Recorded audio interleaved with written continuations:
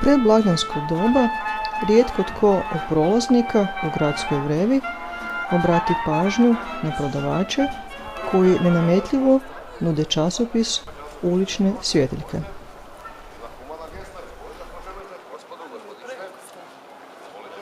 Ulične svjetiljke su prvi hrvatski časopis o beskućništvu i srodnim društvenim i socijalnim temama. Časopis smiju prodavati isključivo beskućnici.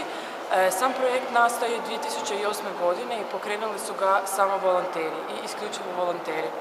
Znači, mi nemamo nikakve zarade od toga.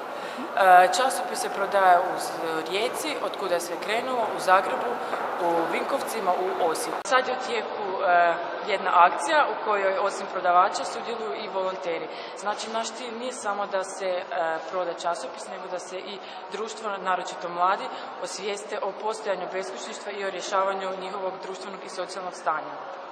Ja sam Ante Mikulić, inače sam student i volontiram u Uličnim svjetiljkama već zadnjih godinu i pol. Josip Kramar koji je prije to vodio mi je to predstavio i svidjelo mi se to.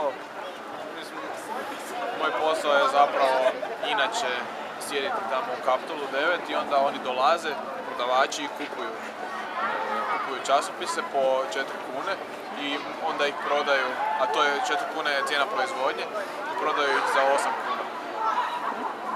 Zbog resocijalizacije i tako, da dobiju neke prihode i onda opet taj novac ulažu u nove časopise. Ja sam Janko Ciler.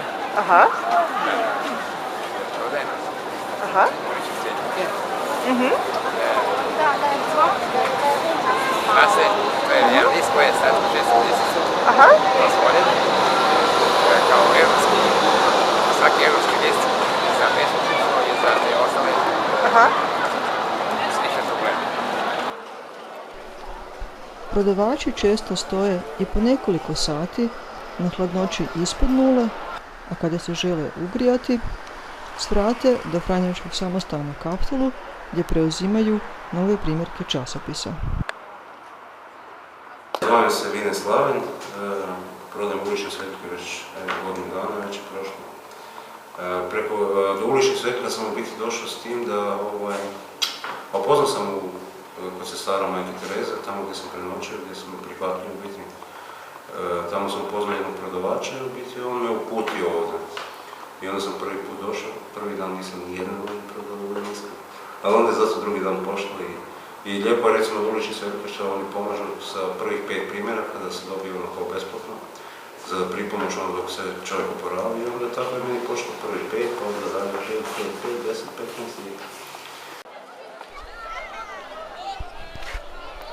Dok djeca uživaju u prazničnom ugočaju, a prolaznici žure svojim kućama, beskućnice se pitaju hoće li još jedan Božić provesti sami.